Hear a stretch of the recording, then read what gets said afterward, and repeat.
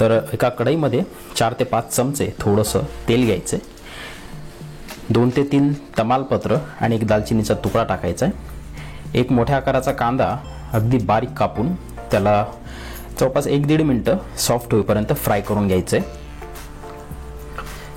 आणि आता त्याच्यात 2 चमचे अद्रक आणि लसूण ठेचलेला घालून घ्यायचं आहे आणि त्याला 1-1.5 मिनिटं फ्राय करून घ्यायचं आहे मोठ्या आचेवर, अशा रीतीने। आता एक मोठ्या आकाराचा टोमॅटो बारीक चिरलेला तो देखील फ्राय करायचा आहे सॉफ्ट होईपर्यंत जवळपास 1 मिनिट। आता त्याच्यामध्ये लाल तिखट 1 ते 1.5 चमचा जवळपास 1-1.5 मिनिट त्यालाही फ्राय करून घेऊ। 2 ते 3 चमचे दही घालायचे, दही कुठलेही घालू शकता तुम्ही, फुल फॅट दही किंवा आंबट दही, पण आंबट दही जरा जास्त बेटर राहील कारण त्याने एक मस्त छान अशी आंबूस चव येते खाताना। त्याला मिक्स करून घ्यायचं मस्त। आता थोडीशी हळद टाकायची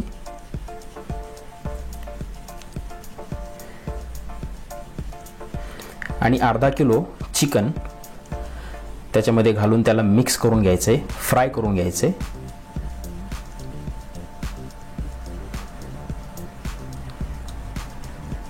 अशा रीतीने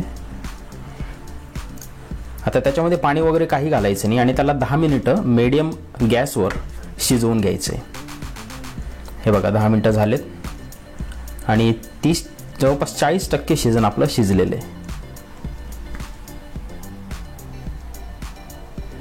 त्याला एक वेळेस मिक्स करून घेऊ। आता त्याच्यामध्ये 250 ग्राम बासमती तांदूळ धुतलेला त्याच्यामध्ये घालायचा आहे। त्याला हलक्या हाताने मिक्स करून घेऊ पूर्ण चिकनमध्ये आणि जवळपास 2 ते 2.5 ग्लास पाणी त्याच्यामध्ये घालून घ्यायचे आणि थोडंसं चवीपुरतं मीठ घालायचे।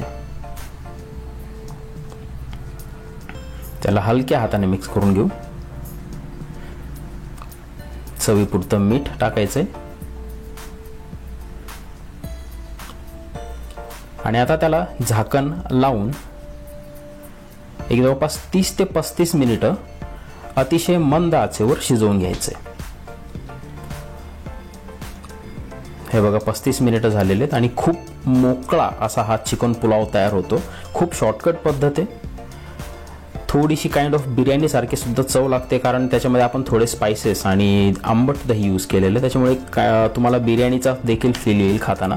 आणि कुठलाही प्रेशर कुकर वगैरे वापरलेलं नाही, अत्यंत झटपट पद्धतीने कढईमध्ये आपण हा चिकन पुलाव बनवलेला आहे आणि तुम्ही बघू शकता किती मोकळा झालेला आहे। खूप अप्रतिम आणि सुंदर लागतो। तर तुम्ही एक वेळेस ट्राय करा, बघा ही पद्धत वापरून, आणि व्हिडिओ आवडला असेल तर चॅनलला माझ्या सबस्क्राईब करा।